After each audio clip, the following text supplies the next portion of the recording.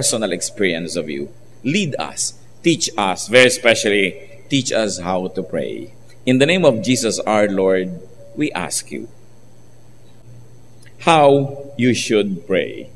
Isang araw po ang mga disciples ng Panginoon ay naglapitan sa Kanya at humingi sila ng isang kahilingan. Sabi nila, turuan nyo kaming manalangin. Paano ba magdasal? Matthew 6:9-13. This is then how you should pray. And this is the Lord speaking. Our Father in heaven, hallowed be your name. Your kingdom come, your will be done on earth as it is in heaven. Give us today our daily bread. Forgive us our debts, as we also have forgiven our debtors. And lead us not into temptation, but deliver us from the evil one. Then some other versions of it are more decorative. Meron pang, for thine is the kingdom and the power and the glory forever and ever, which was obviously added by tradition to the original teaching of the Lord. Not bad to say, but Mark and the other references do not include that. So ang unang-una pong lines, sabi niya, this is how you should pray. And the first line is, Our Father in heaven. Alam na alam natin ang dasal na ito sa iba't iba pang mga languages, iba't iba mga version, kinakanta pa ito, minememorya, sinasabi, in unison or in private. Pero talaga bang nadama na natin ang mga kahulugan, lalong-lalo na yung mga nuances ng dalangin na ito? First of all, the first line is Our Father in heaven, and the first word of that line is our. Aming. Aming Ama sa langit. Our. We are a group. We are a family. We are a church. You have group mates. You have brothers and sisters. And that is the first presumption of prayer, that you belong to a fellowship. Kaya our, hindi my Father. Our Father. So you belong to a fellowship. In fact, you should belong to a fellowship if you would like to practice powerful prayer.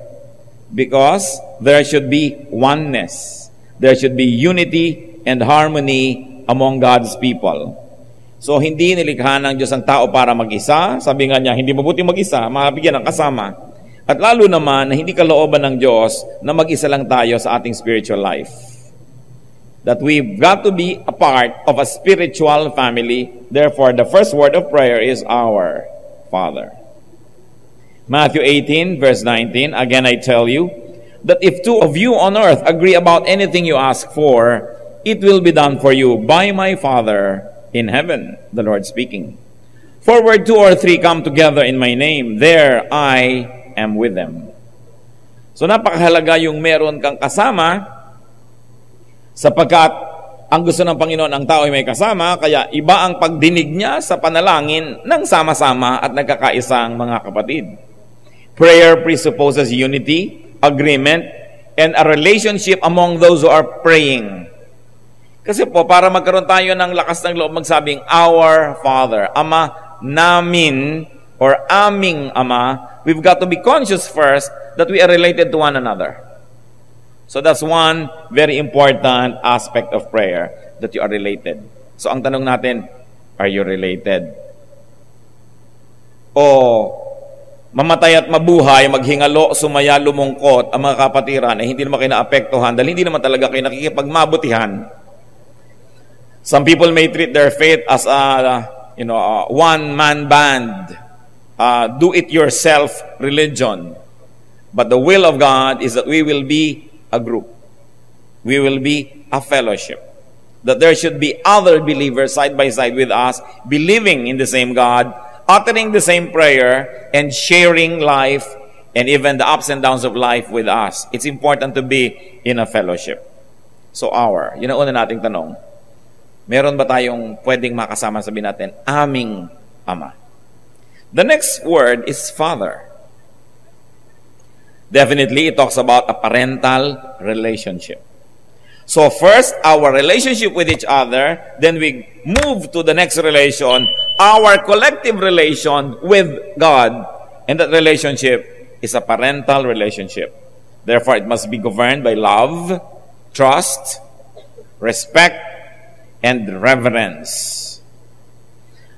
religion or the temple, even the times of the Lord, had put God so high up, so far away from people.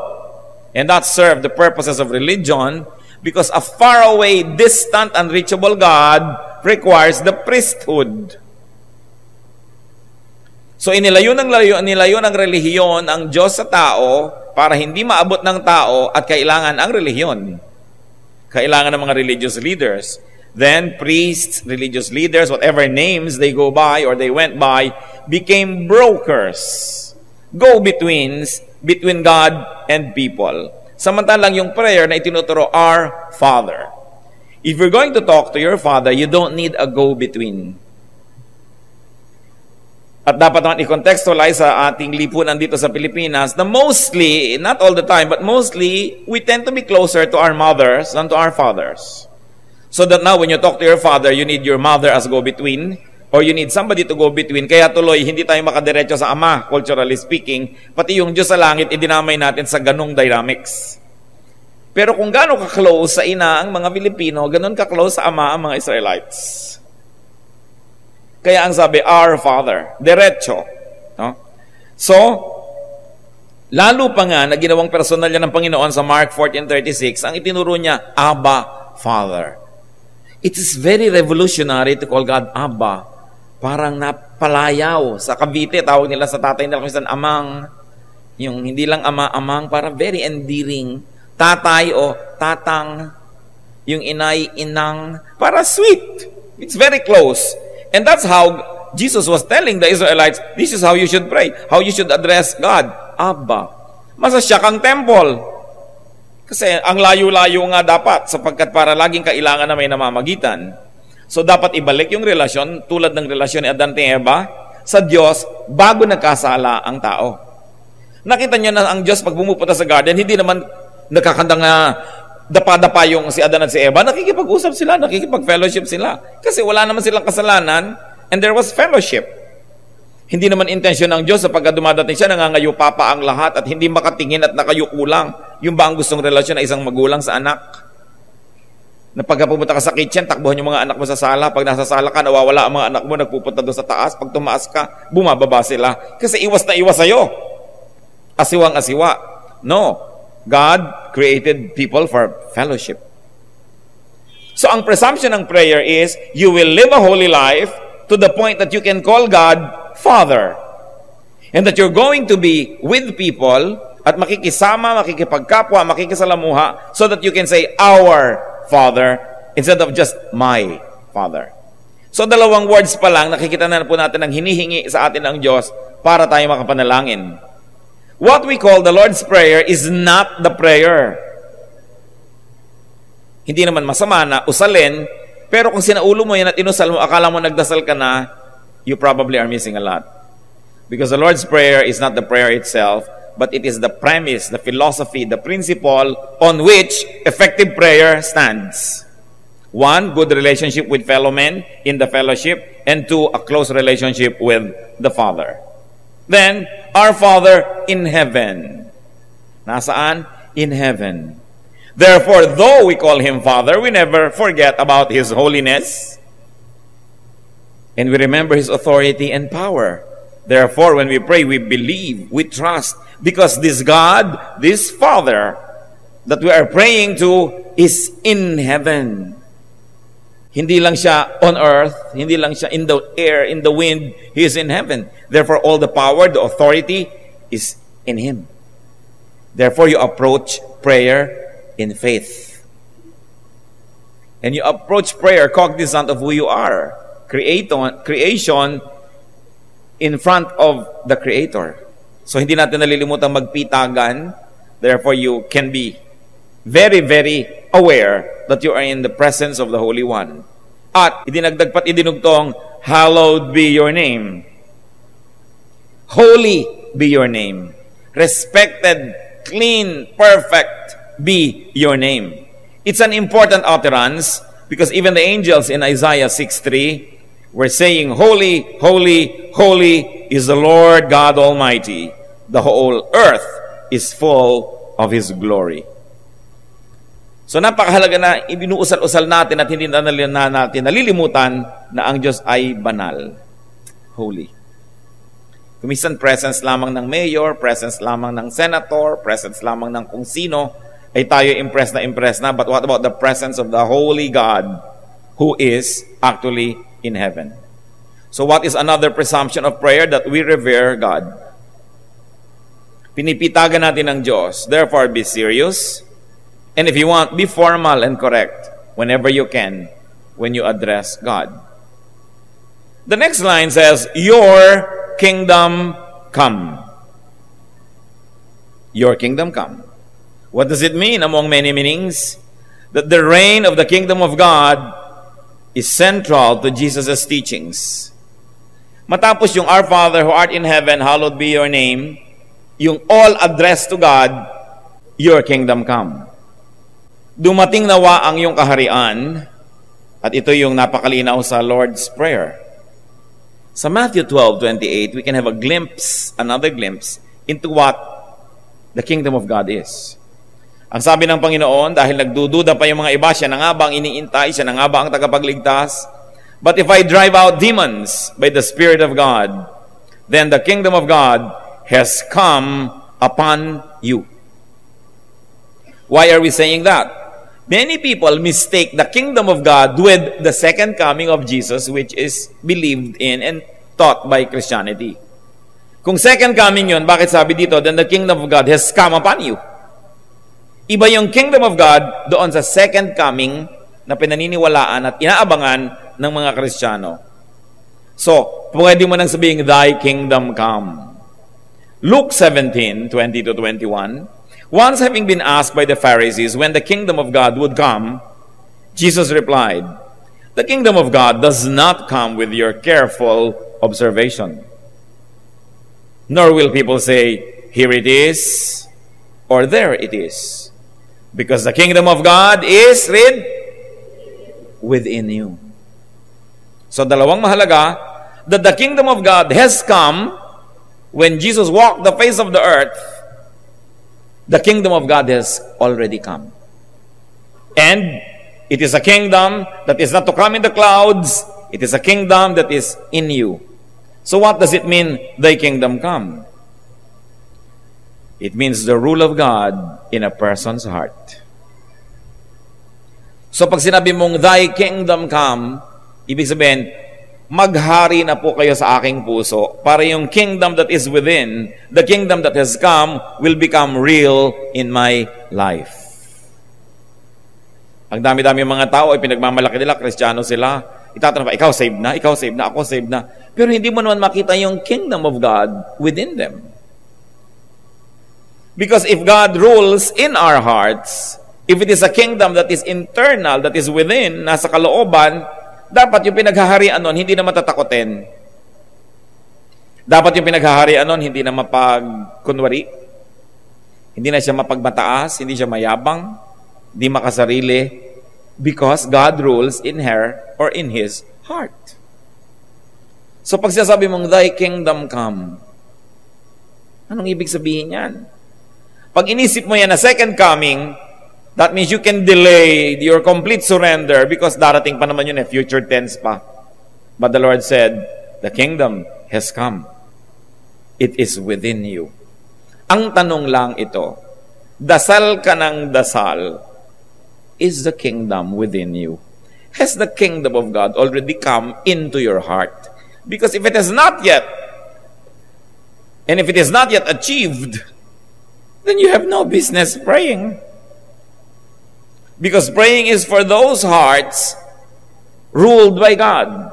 Praying is for people whose father is God, and therefore whose brothers and sisters are those whose father is God. Kaya may presumption ng brotherhood, sisterhood, kapatiran.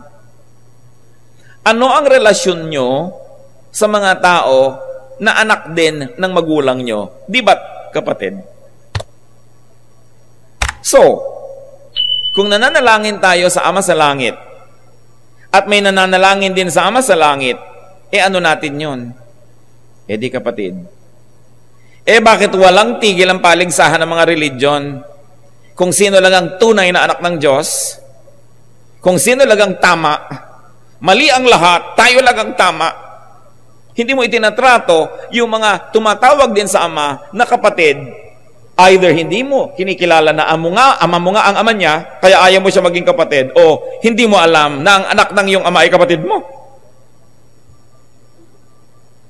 Ang Diyos ba sa Genesis ay mayroong congregational affiliation? Ang Diyos ba na lumikha ng langit at lupa ay matatawag mo na mayroong religious label? In fact, meron ba siyang religious membership? Ano't pinag-aangkinanan siya ng iba't ibang mga grupo at gusto nila laging sabihin, kami lang ang anak niya. Paano nangyari yon? Alam niyo po, yung mga kongregasyon, pagkatagal-tagal-tagal bago yan na-develop at dumating. Sa panahon nga ng Panginoong Hesus, wala pa niya mga kongregasyones na yan. Namatay na lang siya at nabuhay na muli, wala pa rin yan eh. Inimbento yan ng tao later. Tapos ngayon, nagpapaligsahan. Simpleng-simple lang ang nais kong tumbukin dito, mga kapatid. Kung kayo kumikilala sa Diyos na lumikha ng langit at lupa bilang ama nyo, lahat ng kumikilala din sa Kanya ay kapatid natin. Kaya dapat nating ituwid-tuwid ang ating pakikitungo sa mga ibang anak ng Diyos. Huwag tayong masyadong mabulag sa mga pagkakahati-hati na ikinatutuwa ni Satanas. Sa pagkakagulo-gulo. Therefore, hindi dinidinig ang ating dalangin kasi hindi naman pala our Father ang panalangin ng iba, kundi my Father. Dapat ama natin. At kung Diyos yung kausap mo, ama naming lahat. So, ama nating lahat ang Diyos. So, the rule of God in a person's heart is important. Because when God rules in your heart, you will only pray for the right things. When does the kingdom of God come? When the human heart is made God's throne, then the kingdom of God comes in that person. Kaya sabi, it is within you. As we have said, do not confuse the kingdom of God with the Christian belief and concept of the second coming of Christ. Those are two different ideas. And what you should aspire for now, well, it is not bad to aspire for the second coming of Christ, pero halos 2,000 taon ang inaantayan ng mga nag-aantay. Pero ang higit lalong dapat unahin, aspire for the kingdom of God that has already come. Maghari ang Diyos sa ating puso. So kasunod na kasunod sa your kingdom come, ano pong kasunod? Your will be done on earth as it is in heaven. It is just another way to explain the your kingdom come. Your will be done on earth as it is in heaven. Your will be done in my heart as it is in your heart. Kung anong kalooban nyo sa taas, mangyari dito sa baba. Kung anong kalooban nyo sa langit, mangyari dito sa lupa. The mechanics of the kingdom of God comes when we submit to God's will. Kailan nangyayari yung kingdom of God? When the will of God is done in our lives. So ang tanong na naman, dasal ka ng dasal, kapatid. Nasusunod ba ang Diyos sa iyong buhay? Baka naman hindi, nagsasayang ka ng panahon ng kadadasal because effective prayer must first meet this requirement that the kingdom of God is in your heart, that the will of the Father in heaven is happening in your heart. Then God will listen to you. Dahil ang nakalagay din sa Bible, when we ask according to His will, He hears us. So that our will must be surrendered to that will. Therefore, we ask for the right things. Therefore, whatever we ask, we get. Not because malakas tayo sa Diyos, kundi dahil matuwid ang ating pananalig, matuwid ang kalagayan ng ating puso, ang hinihingi lang natin ay pawang yung gustong-gusto namang ibigay ng Diyos, so ibibigay nga niya. Hindi pakikipagtunggali at pamimilit sa Diyos. Diyos ko, hindi po ako kakain ng tinapay na may palaman ng 15 linggo. Sundin nyo lang aking panalangin. Ano naman ang napala ng Diyos kahit walang palaman ang tinapay nyo? Luluhod po ako dito tuwing sumisikat ang araw. Ano naman ang napala ng Diyos kahit magluluhod ka dyan? What benefit do we give Him? But when does God give us our prayers? When what we're asking for is what He wants to give. Dahil siya ang Diyos, siya ang masunod. So ano po ang highest goal ng isang tao? Mabatid, maunawa, maramdaman ang kalooban ng Diyos para yun lang din ang kanyang loobin, yun lang din ang kanyang gustuhin at nasain, at yun lang din ipanalangin niya. Sayang ang pananalangin when you only want to change God's mind. Because that's too high an ambition for us to try to change God's mind. The prayer is, your will be done. The presumption is, before you even pray, your will be done, then you must know God's will. Then you read the Bible and you understand, so that you know the parameters in which you may operate and confidently ask God. So the kingdom of God comes and extends to and through obedient hearts. Which brings us to another heart of this matter, or to another angle of the same heart, that the requirement of prayer and the presupposition of prayer is that you are obedient. Kaya sabi, the prayer of a righteous man availeth much, not because he is righteous, therefore God cannot refuse, but because his righteousness makes him sensitive to the will of God. Therefore, he prays according to that will. That is the first part of the prayer, or that is the first part, or these are the components of a respectable prayer. First, you focus on God. And yung, Our Father, who art in heaven, hallowed be thy name. Thy kingdom come. Thy will be done. Puro pa yun tungkol sa Diyos. Puro pa yun tungkol sa Kanya, hindi pa tungkol sa atin yun. Then, give us today our daily bread.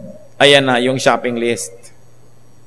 Hindi yung pagbukas pa lamang ng prayer mo, shopping list agad, Diyos ko, bigyan mo po ako ng ganito, bigyan mo po ako ng ganyan. Hindi ka pa pumupuri sa Diyos, hindi ka pa kumikilala kung kanino siya, at sino siya sa ating buhay, hindi mo pa sinusuri kung masunurin ka ba, has the kingdom come, utos ka na ng utos sa Diyos, Diyos ko, baguhin mo po ang asawa ko, pagalingin mo ang aking sakit, bigyan mo kami ng pera, i-repair mo po ang bahay namin, bigyan mo po ako ng kotse, papasahin mo sa test ang aking anak. In fact, hindi prayer, utos. Kaya gusto sabihin ng Diyos, teka. Nananalangin ka ba o utos ka lang ng utos dyan? At wala pang paki. Mabuti pa sa kapwa-tao, pakigawa naman ito, palihog. Paki lang. Pero pag sa Diyos, Diyos ko po, gawin mo ito, gawin mo ito, gawin mo yan, bigyan mo ko nito, bigyan mo ko yan. Wala man lang, please. Then give us this day our daily bread. In other words, hindi masamang humingi kasi utos ng Panginoon Ito, kasama sa prayer nyo. Matapos yung purihin ng Diyos, matapos yung maalala kung sino siya, matapos yung suriin kung nagahari ba siya sa inyong puso, humingi kayo ng pangangailangan nyo. Give us this day our daily bread. In the teachings of Jesus, you will see that it's a very recurrent theme, the supremacy of the present. Napakahalaga sa Panginoon yung present. Give us this day our daily bread. Hindi yung give us this day our weekly bread, our monthly bread, our annual bread. That's why many prayers are frustrated because they're asking for too much. Samantala ang sabi ng Panginoon, hingin nyo yung kailangan nyo ngayon. Para ding nung araw, ang Israel ay naglalakbay sa disyerto at ang Panginoon ay nagpapaulan ng mana na malatinapay na pagkain. Sabi niya, araw-araw, kukolekta kayo ng mana. Ang kukolektahin nyo lang yung kailangan nyo para sa araw na yon, ha? Kasi araw-araw, daily bread. Yung iba, matitino. Dagdagan natin, paano kung hindi umulan bukas? Paano kung hindi lumaglag ang tinapay na yun bukas? Kailangan sobra tayo, surplus. So, anong nangyari doon sa sobra na hindi nila nakain? Inuod lamang na bulok. Kaya umaalingasaw ang mga tent nila, ba't may bulok dito? Kasi hindi kayo sumunod sa instruction, sinabi na nga, get what you will need for today. Kasi yung sobrang pag-iimpok can also mean lack of trust. Hindi masamang mag-impok kung meron kayong balak kita yung negosyo, gusto yung mag-ipon ng ganito, ng ganon. Pero yung pag-iipon na dahil baka mamaya, wala na ang Diyos, malimot na kayo, yun ang pinag-uusapan na lack of trust. So niya, give us this day our daily bread. You know why many people don't feel adequate? Because they want the supplies of 1 week in their hands today. Ang sabi ni Lord, ito ang prayer nyo, give us today our daily bread. Paano po bukas? Nandun uli ang Diyos. So magdasal ka uli. Kasi baka pag ibinigay na sa iyo yung 1 week supply, next week ka na uli magdasal. Ano ba yung na-accomplish ng prayer? Di ba fellowship? Kaya yung mga iba kung kailan lamang nagkasakit, naghihirap, nanganib, at saka lang muli nila na niigang Panginoon kasi nalilimutan namang manalangin kung masarap ang buhay, kung maraming pera, kung malusog. Kaya nagiging blessing din kung minsan yung ating mga hirap na dinaranas dahil naoobliga tayong lumapit sa Diyos. And that's what He wants, fellowship with us. So Jesus emphasized the all-importance of the present. Paulit-ulit yan sa kanyang mga turo.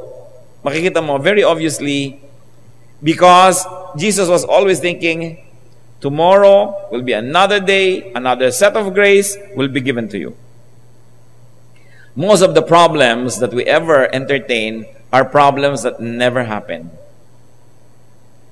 Kung lagi po tayong nakatuon sa malayo at pinoproblema natin kung ano yung darating doon, hindi pa man nangyayari yon, nahirapan na yung loob natin, nasaktan na tayo, napagod na tayo. Ngayon, kung hindi yun mangyari, at least you suffer once. Ngayon, kung nangyari po, di nangyari. Now you suffer twice. Kasi pag nangyari yon, magsasuffer ka, pero bago nangyari ka, imagine mo, nagsuffer ka na. So, doble ang lugi mo. So, if you're going to suffer, why don't you just suffer once when it's happening? Hindi sobra natin fast forward yung mga problema because many of our fears never come to pass. That's why the Lord said, just for today. Matthew 6:34, therefore do not worry about tomorrow, for tomorrow will worry about itself. Each day has enough trouble of its own. This principle is very powerful when applied to holiness and to godliness. Yung mga iba kasi, paano naman po ako titigil manigarilyo? Baka makatigil ako na isang araw, pero hindi ko po kaya ng 5. O sige, yung araw ka lang tumigil, ito lang isipin mo. Bukas, isipin mo lang uli yung bukas. At bago mo yan mapansin, nakakaisang linggo ka na pala. Pero pag talagang pinakyaw mo lahat yung problema sabay-sabay, fast forward mo, matatalo ka niyan. But every day has its own supply for its needs. Every day has its own strength for its struggles and accomplishments. Every day has its own food for its hunger. So sabi niya, live by the day when it comes to believing in Jesus. Not to mention and not to say that you don't plan for tomorrow. Yung sa loob lang ito. Ang sabi nga ng iba, live and plan as if you're going to live 100 years. But live as if you're going to die today. Because you might die today and you might in fact live to be 100. So whichever happens, hindi ka dapat lugi. So when it comes to morality and holiness, live as if you're going to die today because you might. But when it comes to planning and putting a life together and organizing, plan as if you're going to live to be 100 because you just might be able to live to be 100. Mahirap naman ang tanda-tanda mo na para mo pa malaman na hindi ka pala nagplano kasi wala ka ng oras para balikan ng panahon para magplano pa. So, agahan. Magandang sabihin mga kapatid, just for today, I will be godly. Don't worry about next week. God will be there. Kaya yung mga iba hindi makapagbigay ng tulong sa kapwa. Paano ko ito bibigyan? Paano sa enrollment? Di akong nawalan. Malayo pa yun, 3 buwan pa. Maaari ka sigurong tumulong kahit hindi lahat ibigay mo, pero may 3 buwan pa para makita mo ang Diyos sa kikilos sa iyong buhay. Kung meron talagang nangangailangan na, huwag mong pagkaitan dahil ang layo-layo pa ng pangangailangan mo. May ganun Magkakapit bahay na, magkakapatid, meron ka bang mantika dyan? Meron, pero kailangan ko to sa 2009. Maanta na yan sa 2009, ba't hindi mo muna ipagamit sa akin yan? No? Yung ang layo-layo ng masyadong iniisip, hindi na tuloy sila magkaroon ng puwang para maging mabuti. Kaya tinuturo din ng Panginoon yan. Pero huwag nating limutin na sa Hebrew lunar day, 24 hours yun. The Hebrew day starts at sunset and ends at sunset tomorrow. So yung sa kanilang, give us this day our daily bread, at least for 24 hours naman yon. Hindi lang 12-12 oras ang binibilang nila. So the Eastern and the Hebrew today includes the Western tomorrow in its concept. No, just an aside. Back to the prayer, and forgive us our debts as we also have forgiven our debtors. Forgiveness, alongside with the importance of today, is central to Jesus' theology and religious teaching. Central yan. You want to know Christ and you want to be a Christian, forgiveness is a major, major part, component, character of being a Christian. That people, believers, are to be recipients and dispensers, are to be beneficiaries and benefactors of forgiveness. So, ang ganda-ganda, forgive us our debts as we also have forgiven. In other words, forgive me only in the way that I have already forgiven others. Said another way, ask to be forgiven by God only after and in the manner that you have forgiven. Kaya Diyos ko, patawarin mo po ako sa mga kasalanan ko. Bago mo usalin ang mga salitang yan, itanong mo muna kapatid sa iyong sarili, pinatawad ko na ba yung nagkasala sa akin? Kasi kung hindi nyo pinatawad, huwag na kayong magdasal pa dyan, baliwala yan. Kasi sinabi na, this is how you should pray. Extended in its application, it's as good as saying, this is how you should live so that you will be in a good position to pray. Forgive others. So the prayer is, forgive us as we have forgiven. So kung nakakalimang kasalanan ka na, sabi mo, Lord, panglimang kasalanan ko na po ito, patawarin niyo ako. Tapos yung ibang tao, pag nagkakasala sa mo, oy, hindi ka na makakaulit, nakakadalawang kasalanan ka na, hindi na pwede uli ang susunod. Di gano'n na rin ang sasabihin sa Diyos, Diyos ko, huwag niyo po akong papatawarin kasi nakakadalawa na akong beses nagkasala dalawa lang ba? Ilang beses pinapaulit-ulit ng isang tao kanyang kasalanan. Tapos ang gusto niya, walang katapusan ng pagpapatawad ng Diyos. Pero siya, may katapusan ng pagpapatawad niya sa kanyang kapwa. Gusto niya walang hangganan ng pasensya sa kanya ng Diyos, pero siya, napakaiksi ng pasensya sa kapwa. Kaya sinasabi ganito, kung maiksi ang pasensya mo sa kapwa, huwag kang umasang pagpapasensya ka ng Diyos. Forgive us as we also have forgiven. Napakadaling memoryahin yan at dasalin mo ng dasalin yung parang kay Bilis, Our Father who art in heaven, hallowed be thy name. Ang dali-daling sabihin yan. Baka maka 1,000 ka per minute. Pero tinablang ka ba niyan? You are just bubbling like pagans. Yan sinasabi ni Lord. When you pray, do not heap up empty phrases like the pagans do. They don't understand what they're saying. They think they will be heard for their many words. So have you forgiven? So bago tayo manalangin at bago humingi ng ating mga daily bread, nagbigay ba ako ng bread sa iba? Nagpatawad ba ako? Nagpasensya? Bago ako humiling sa Diyos, yun bang kapatid kong humihiling sa akin na kaya ko namang ibigay, pinagbigyan ko ba? Dahil kung paano tayo nakikitungo sa ating kapwa, yun ang hinihingi nating paraan ng pakikitungo ng Diyos sa atin. The way we deal with people is the way we are asking God to deal with us.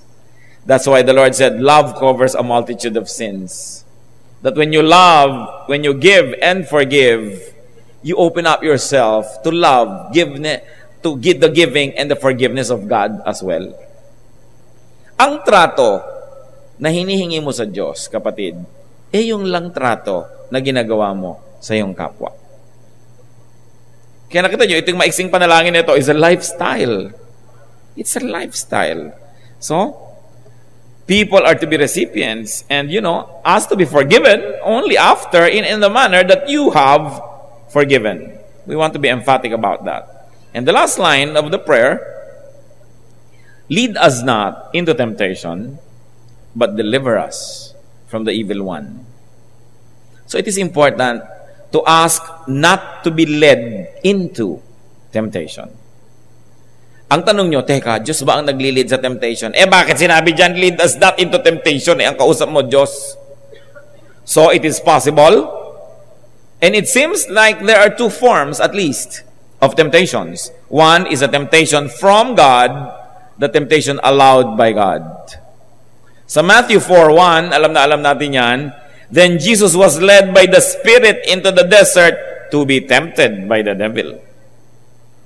So matapos ang baptism ng Panginoon, sino ang umakay sa kanya patungo dito sa ilang para siya ay tuksuhin? Ang Espiritu ng Diyos. This type of temptation definitely is for the good. The kind of temptation that Abraham went through, the kind of temptation that Joseph had to experience, the kind of temptation that Jesus himself went through. That it is a calibrated, predetermined temptation, that it is really designed to bring out the glory of God and to bring out the victory of the one being tempted. Rare yan, nangyayari lang yan sa mga banal. At nangyayari lang yan sa mga talagang baka Diyos at inihahanda sa isang malaking ministry. Kaya mo, meron ba mga banal dito? Kasi kung wala, o kung konti, meron pang pangalawang uri ng temptation. That which is from and sought by man. And mostly, these are the type of temptations we face every day. Galing sa ating puso. At ang totoo lang ay hanap-hanap naman ang ating puso. James 1:13-14, when tempted, no one should say, God is tempting me. For God cannot be tempted by evil, nor does he tempt anyone. But each one is tempted when by his own evil desire he is dragged away and enticed. But of course, we have to accommodate the other one when it says the Spirit led Jesus to be tempted. So put that together, and so you have a picture of a two-pronged temptation. But mostly what we experience is the second one. That which comes from our evil nature, that which we seek because we love to please ourselves. So what did the Lord teach them? Mas maganda siguro ang tawag dito, the disciples' prayer. Kasi hindi naman ito yung the Lord's prayer. Kasi hindi naman niya prayer yun. Although yun ang itinuro niya na prayer. So what is the inner core of Jesus' teachings that we see here in these principles of prayer? The fatherhood of God. Kaya babalik tayo sa basic. Anak na ba tayo ng Diyos? Nagpaampon na ba tayo sa Diyos? Kasi nung nagkasala tayo, lumabas tayo sa kanyang bakuran. Kaya bumalik na ba tayo? Nagbalik loob na ba tayo sa Diyos? You can go back to God, the God of our fathers, the God of Abraham, the God of Genesis, and just say, oh Lord God, I like to return to you. Kung tayo napawalay. Take me back as your son or daughter. I like you to be my father. Then, you can say, our Father. No, ang pwede pa lang natin sabihin, Father. Wala pa yung R. Are you in the fellowship? Nakikipagkapatiran ka ba sa lahat ng ibang anak din ng Diyos para masabi mo yung our Father? And it's very important to remember God's holiness. You are holy, O God. You hate sin. I cannot be casual with sin, O God, because you hate it. And because Jesus died for it. Well, salvation is free. It is not cheap. Because Jesus died for it. The prophets died teaching about the kingdom of God. So we are not going to treat sin lightly. Diyos ko, marami po akong kasalanan. Alam niyo na po yan. Inaantok na ako. Basta tulad din po ng kahapon. Forgive me. Amen. God is holy. You cannot talk to God that way. Habang siya ay ama natin at pwede tayong maging malapit, hindi naman ibig sabihin, you're too close na nagiging presko ka na sa Diyos. That must never be forgotten. When Moses was in the presence of God, God said, take off your sandals. You're on holy ground. Anak, you are not in your league. Take off your sandals. Kaharap mo yung Diyos. Hindi lang Egyptian Pharaoh. Hindi lang yung priest na si Jethro. Diyos ang kaharap mo, iho. Lumagay ka sa lugar. Maski pa ikaw si Moses. Take off your sandals. Dapat huwag nating nililimot yun. May pitagan, may respeto. And we have to appreciate the centrality of God's kingdom and the coming of that kingdom into our hearts as very, very important to Jesus. The accomplishment of God's will on earth, the submission of the earth to the heavens. Also, the importance of the present time and the importance of forgiveness. The request not to be led into temptation, but in fact to be delivered from the evil one. Let's request. Hindi yung nagre-request ka ng ganito, tapos yung paa mo naman papunta sa temptation. Ano yan? Magkakasakit ka kasi iba yung sinasabi ng isip mo, iba yung ginagawa na yung katawan.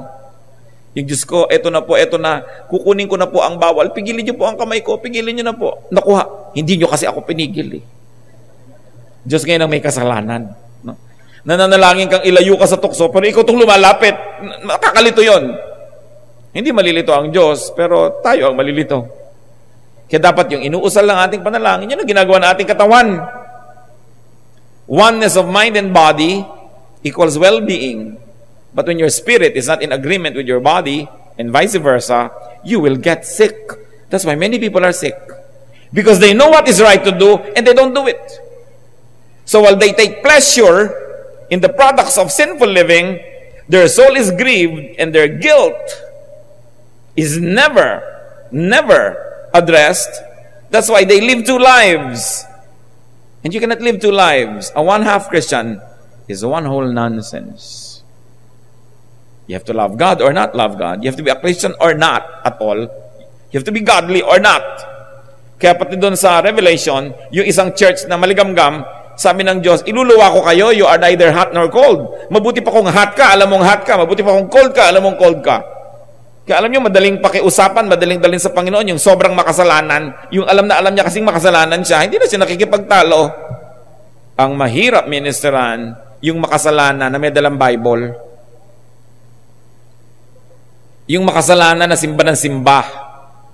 Yung makasalanan na kabisado lahat ang mga verses. Yan ang nabubulag. Ang hirap gisingin kasi gising.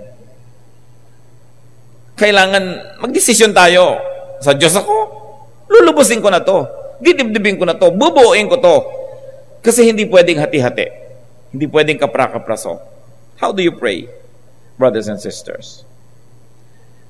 Do we pray proportionately, that first we worship God, we glorify God, we give thanks to God, even before we bring our requests? Jesus said, this is how you should pray. Every person that says, I'm a Christian, I believe in Jesus, should pray that way. Remember that prayer is addressed to the Father. Jesus